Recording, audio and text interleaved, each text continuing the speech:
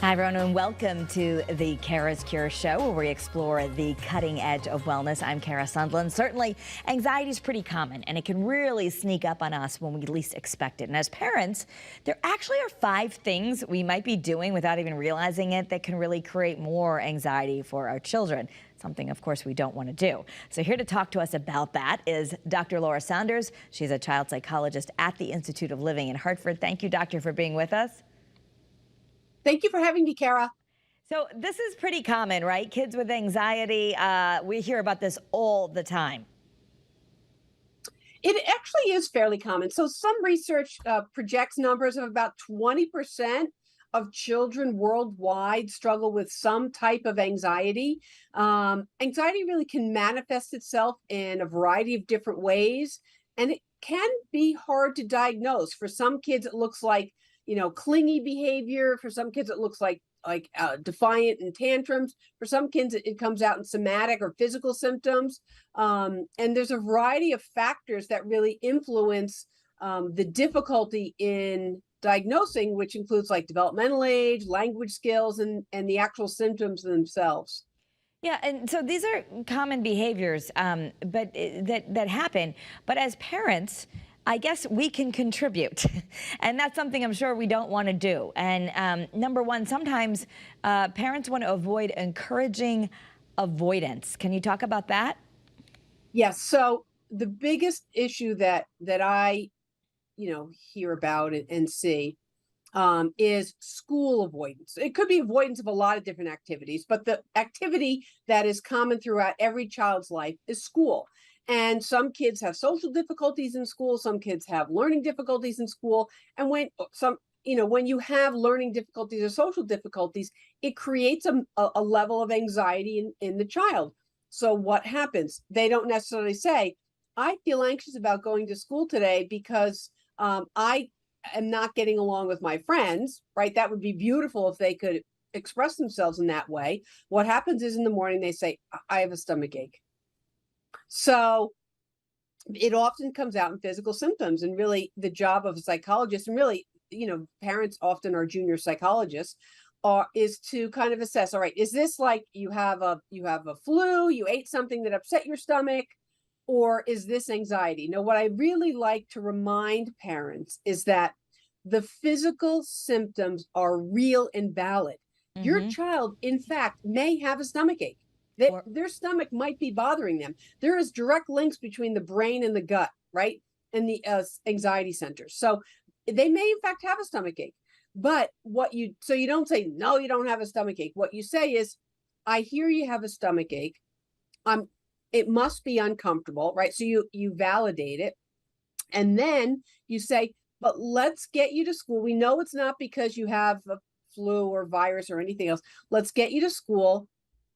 Get through the first couple of hours. If you need to see the nurse after that, you can see the nurse and then we'll discuss it, right? So that you don't get into this pattern of saying, okay, fine, just stay home, because then boom, their anxiety has got them to avoid what they didn't want to do anyway.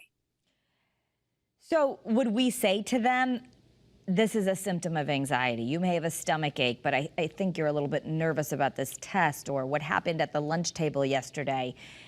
Do we play junior psychologist and say, I'm going to have you go because this isn't COVID or this isn't the flu, and we have to go? I can picture in my house the kid would be pushing back, but I can't go. It hurts too much. Right. And I mean, that's where you kind of have to use your parental intuition. If you really believe they're not well, right, then that's a different story. But what you're looking for is patterns of behavior. And so when the pattern is every morning or every Monday morning or every Friday, whatever it is, you're looking for patterns. And the pattern of behavior is every morning they're coming to you with a stomach ache. I'm going to probably guess in that situation I understand their stomach hurts, but the stomach ache is not related to a deeper physical symptom. Right. So we go with the most obvious, which is, I understand your stomach hurts. It must feel uncomfortable. However, it's important that you go to school every day. Is there something you're worried about? And they again, based on their developmental age, they might say yes or no. And so the option is then to say, okay, well then let's get you to school. If you can't identify it, let's get you to school. and then look at what we need to do to help you get through the day. And it might be checking in with the nurse in a couple hours and seeing how you feel. Very often it's that initiation that really causes the difficulty. So once you get into the activity, you get into school, it can be better. Yeah. And I think just even teaching parents and validating that we actually may have physical symptoms. I mean, that's where I think it gets a little tricky, because we're so attuned to say, well, I don't know, are you sick or not? But that it's normal, I guess, for anxiety, that for some people, like your kids, they might actually have a real stomach ache. And I think I've seen this in my kids. I was like, oh, I feel like I'm going to throw up. I feel like those are actually can be symptoms when you know they don't have a fever, you don't have anything. And we can get sucked in as parents, like, oh, if you're going to throw up, I shouldn't send you to school. But it's more like maybe you give them a few extra minutes, or you know, because so often they fight back. So that's why I'm trying to say to parents, I guess, number one, that we validate that actually we can have physical symptoms, and then B, how we're going to handle that. Yeah, and again, you're looking for patterns. If they go to school great every day, and then one day it's like they're like, I feel nauseous, I feel I'm like, okay, well, you really could not be well. I understand that. But when it's the every Monday, right, or you're seeing it a lot, right? That stomach upset, but you're looking for patterns, and so when the pattern is the physical symptom, and it could be a headache, and again, they might really have physical symptoms. I'm not saying to invalidate the physical symptoms. No, you don't have a headache. I'm not saying to do that, right? Yeah. I understand that your head hurts. However, it seems that your head hurts every morning when we try to get you to school. So let's have a glass of water. Here's some crackers, and let's get you to school. And if you're still having difficulty in 2 hours, go and see the nurse, and then we'll discuss it. Yep, yep. So the other number two you have, shying away from conversations about feelings, as far as we're talking about how we might inadvertently, we're all good parents, we might inadvertently be contributing to anxiety. And number two is shying away from conversations about feelings. How do we do that as parents? So it is having sometimes those difficult and uncomfortable conversations. It is saying things like, well, you know, I sometimes feel upset when, you know, I have an argument with someone, right? So you're actually helping your kids pair and identify, when X happens, this is how I feel. And so by doing that, and by teaching our kids, again, because we are the ultimate role models, we're really looking at what we need to do to teach them how to identify how they feel, and then express it and share it and make those connections. And so sometimes it really starts with parents saying, you know, oh, well, when this happened to me, this is how I felt. You know, it's talking about worries or anxieties or successes. So it's not just, you know, there's not just negative emotions, but all sorts of emotions. I feel happy when, you know, I go for a walk in the middle of the day. You know, whatever it is, it's really helping our young people identify those feelings. So just us being that good role model, which I know that's a theme that we're going to be talking about, but when we are, rather than, so often we're rushing around, or maybe you're trying to project that you're got everything under control as the parent, you're suggesting instead it's okay to share that, hey, I'm feeling pretty anxious today. I have a big thing at work, and I didn't sleep too well last night. Doing that actually normalizes it. Yeah, absolutely. Right. You know, it's hard for me to sleep last night. I had a lot of different scenarios or scripts running through my mind, or I had a lot of different worries. And so then I got up, I went to the bathroom, I had a glass of water, I took some deep breaths, and then I was able to relax. Right. So you can also talk about the strategies. That's even better. Yeah. Okay. And that's part of it. We need to learn the strategies ourselves and talk about it. Let me just take it one step further. There are some kids who might have ADHD or ODD, and so, you know, they can react in big ways. You know, they might have more emotional reaction. And so I think the tough thing for parents is these tough emotions arise and the kids melt down. They might curse, they might swear, they might really get big. And part of it is like, okay, I want to validate what you're feeling, but this behavior is a problem. And so how do we navigate that so that A, we're not getting triggered, and B, you know, the sequence of events, so that you can maybe help not have that keep happening? Right. So, I mean, some of those situations get a little more complicated, but they're not uncommon. So that I really want to point out. You know, all children have different reactions. As I said, you know, not all children, you know, have somatic issues when they're anxious. Some children get pretty defiant or pretty difficult, and that's actually how they show their anxiety. I think for yourself as the parent, it's really saying to yourself, okay, I've seen this before. I know what this looks like. I know, and then try to manage it, right? And sometimes in those situations, we're not controlling it, we're managing it. And I tell parents all the time, all you need to do is stay one step ahead, not 5 steps ahead, one step ahead. You've seen this before. One of the things in those situations is not engaging in the power struggle, because that's what the child wants. They want to engage in that power struggle because that gives them the kind of emotional boost to keep going.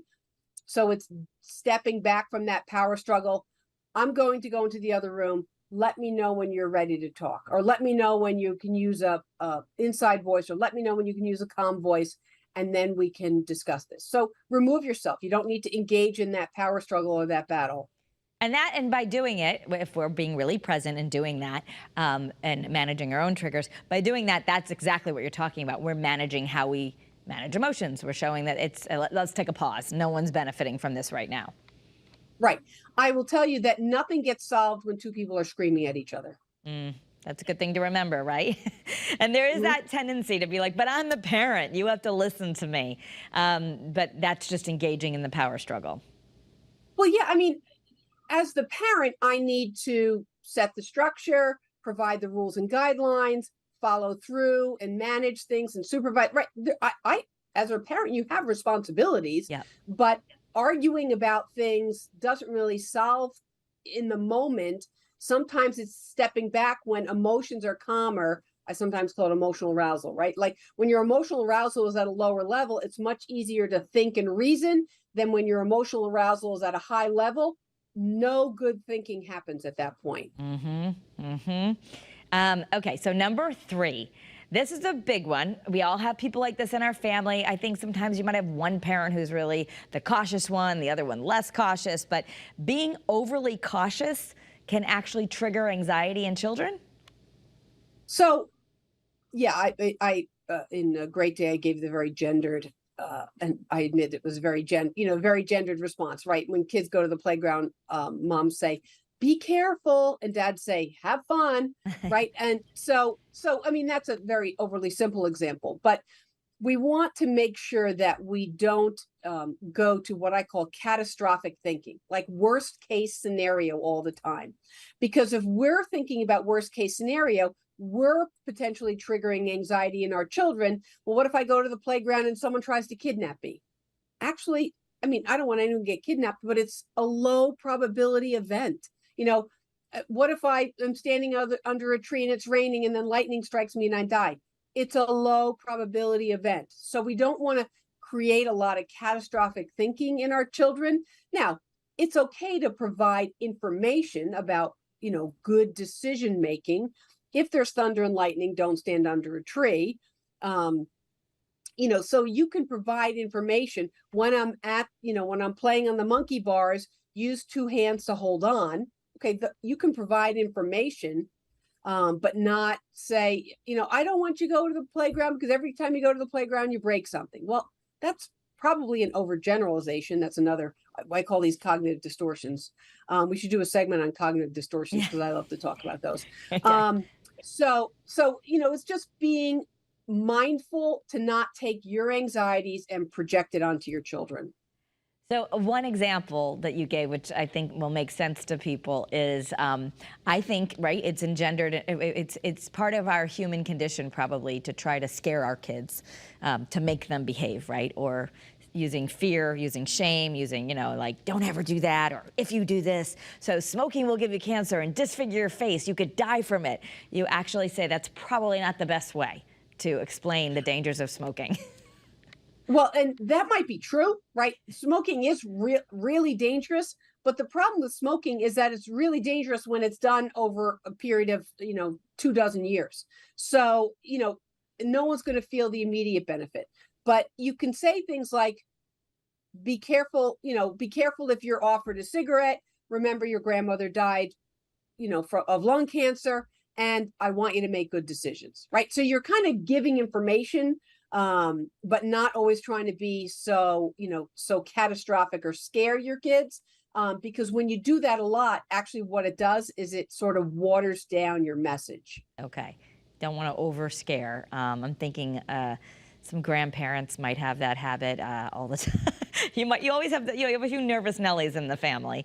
I just want to speak to our crew right now and let them know I'm seeing something else other than Dr. Saunders. I hope that's okay. Let me know if it is. I still hear it. Okay, good. Yeah, it is okay, Dr. Saunders. I just want to make sure we're doing it well here. All right, so for those of you who are listening on the podcast, it just doesn't matter. But I want to get to the how we handle that instead. So it's better to give information. And you know, I'm going to use one more example in my own family. I can only think of, you know, I happen to have a husband who grew up at the time when he probably saw the movie Jaws too early. So he really has a lot of anxiety about the ocean. And I'll tell him a million times that, you know, sharks don't generally prey on humans. It's always a case of mistaken identity. But if you grew up going to the Cape, you saw the movie Jaws when you were 8 or 9, and now there's all these other shark things going on, you might inadvertently transfer that to your kids. So instead, if you know you're really anxious and scared of something, you don't necessarily want to project that on your kids. I always say, I want them to enjoy the ocean. I don't have a fear of it. But I guess we have to check ourselves and maybe be one step ahead of ourselves of like, what am I irrationally afraid of? So I don't give that to my kids. Right. And I always think of things like in terms of like statistics or probability, like I don't want myself or anyone else to get bitten by a shark, but if you're swimming on Cape Cod, it's a low probability event. So the likelihood that it's actually going to happen is very low. Now, that doesn't mean you do something that, jump out into the sea when you know that there's chum that's been thrown off board and there's sharks around, right? I mean, right. You're creating a high probability event there, but it's about using your mind to create some caution and some problem solving, but not trying to overly scare our kids, because then it just creates a negative experience, right? And that's why, a lot of those scary movies and I grew up in that era of seeing Jaws, and then it just makes you take pause sometimes when you're in the ocean. Steven Spielberg has apologized for that movie, for projecting all the anxiety onto the world. Yeah, really. Because it actually vilified sharks, and sharks are not as bad as they were made out to be. But so it's just being mindful as a parent not to take our own fears and anxieties that may not be grounded in reality and putting it onto our children. Number 4, refusing to cope with our own anxiety. It's slightly different here, but that we really are role models. And I mean, I see this as a mom every day, that you realize you made a mistake or maybe you said something good, and you hear it repeated. Like within days, they're saying what you just heard yourself say. So our children like really pick up what we do, right? So we have to be careful with our own body language and our words. Yes, our words and our body language really give away a lot about kind of who we are and what is important to us. And for the most part, I think it's important to just keep check on our own anxiety and our own worries. So the more we can, not project our worries, like take our worries and put them onto our children by engaging in some of the things we've talked about, like overgeneralization or catastrophic thinking, there sometimes are dangers in the world. So I'm not saying we live in a pristine environment without any dangers, but I don't want my child to step outside the house and think that danger is lurking wherever you go, right? And if that's how you're thinking, I would be worried that you might be struggling with a little bit higher level of anxiety than what is typical, and you might need to have that treated. Okay. Well, and that was going to be one of my next questions is anxiety is super common. And you've mentioned this before. Just because we're anxious doesn't necessarily mean that we need to go into major therapy or take medication, but we might. So especially as an adult, if we, here we are noticing anxiety in our kids, but we haven't gone to our own doctor, or we haven't determined, maybe we've been living with anxiety so long, we just think this is how we are. How do we know if we might need some help? So here's the guideline that I use. And this is a good guideline, whether it's depression or anxiety, whatever mental or emotional issues you might be struggling with. Does it hinder your functioning? right? So is it now hard for you to engage in a relationship and stay committed? Is it hard for you to get yourself to work? Are you, not able to hold on to a job? Are you really struggling with serious somatic symptoms, physical symptoms each day that are not related to a medical issue, that they're related to an emotional issue? And so if your emotional issue is hindering your functioning, it's hindering your ability to be a good partner or a good parent or good at what you do, then that's the time to seek some professional help. Mm-hmm. And while we're on that topic, let's just talk about medication. People have their own fears about medication as well, more maybe now than used to be. People were, okay, the doctor gave me this, good. And now there seems to be sometimes a lot of resistance. And this is a show on, a lot of times we talk about holistic medicine, and I totally agree that we want to exercise, we want to eat right. But there's sometimes a lot of fear about giving medication to our kids or taking it ourselves. Can you talk about that? Yes. So I'm not a psychiatrist. I'm a psychologist, so I don't prescribe medication, but I work with a lot of folks who do take medication. And, antidepressants or low-level anti-anxiety or even stimulants, which is what's used for ADHD, are some of the most well-researched and studied medications in young people and adults. And, you do want someone to evaluate your symptoms and determine if you need medication. But medications are not, also, I like to remind people, they're not magic pills, and they don't make all your problems go away. You still need to, actively engage in behaviors that help you every day.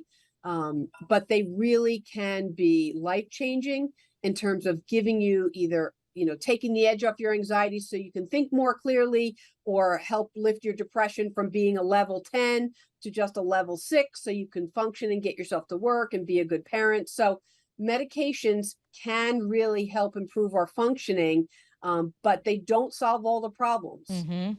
Yeah, and it might be important that if you can improve your functioning so that you can learn some of these other softer skills like you've taught us, like move a muscle, change a mood, or getting good sleep, Right. or all of those things. If you can't get that on your own, sometimes, as we've talked about, pills and skills together. But I think it's important you mention that, because I hear that all the time with moms, like, oh no, I'm never giving him that medication. I'm not going to ruin his brain forever. I'm not going to. And there's a lot of fear, which sounds like maybe unfounded, because when we talk to people in the community like you, these medications often are well studied, and you want the right doctor and all that. You want to take the right precautions, but there might be a lot of maybe unworthy fear about the idea of it. Right. And honestly, I think some of this taps into the stigma around mental health. Okay. Because if someone had high blood pressure and they were told, okay, just, make some changes in your nutrition and your diet and exercise regularly. Oh, wait, your blood pressure's still not going down. You're going to need to take medication and do those things. People have less resistance to that.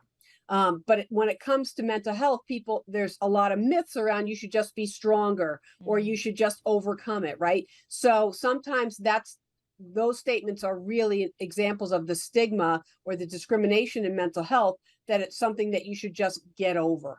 Okay. Number 5, sending mixed messages. Parents convey ideas to their children through what they say and do. So I mean, who hasn't done this, right? Do as I say, not as I do. So sometimes we're not the most consistent either. Right. And so, we want to be as consistent as possible. There's actually a concept, and it's called the good enough parent. And so you don't have to be perfect, and it's okay to say, we've talked about this, right? I'm sorry, I handled that poorly. This is how I'm going to try to handle it next time, right? It's okay to show and talk about corrective action, because obviously you want to teach your children that as well.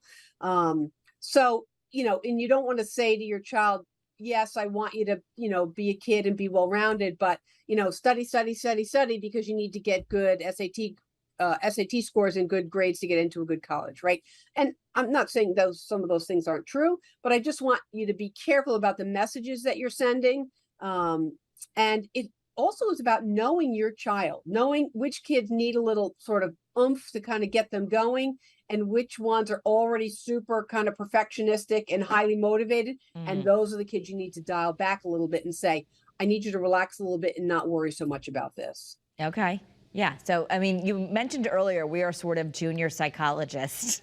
I know we haven't gone to the schooling as you have, but we do know our kids. So trust our, and we learn, right? I mean, our kids are often teachers for us. So we know when we see in them and we want better for them that we might be noticing, okay, I've got a lot of anxiety I need to deal with, or I'm not doing, you know, it works both ways. So I guess what you're saying is we really need to observe ourselves first and then do the best we can to show that good role model to our kids. Kara, parenting's the hardest job in the world. Thank There's you. no job that's harder.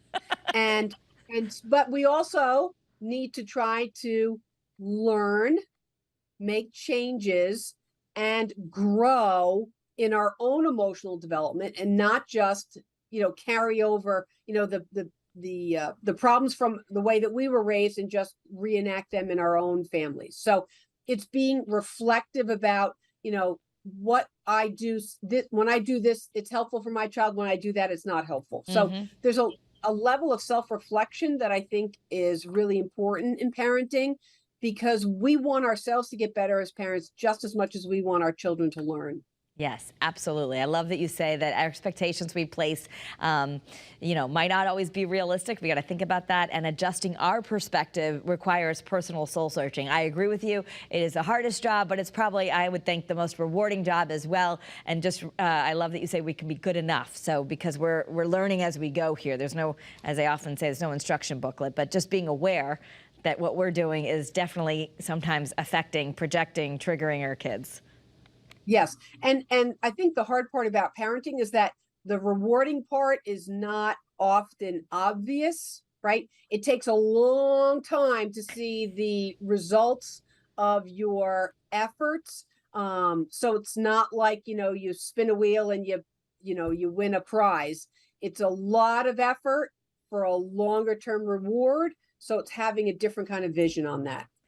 Dr. Laura Saunders from the acclaimed Institute of Living with Hartford Healthcare here in Hartford. Thank you so much for sharing these 5 tips that can really help parents understand how we might be triggering our own kids' anxiety. We appreciate your time and wisdom as always. Please take care, Kara. You too. And if you want to find some more information on the cutting edge of wellness, please follow me on social media, Instagram, Facebook, Twitter, @Kara Sundlin. There's also a Facebook group called CURES. We love to post this information there. You can join the conversation. Have a great day, everyone, and be well.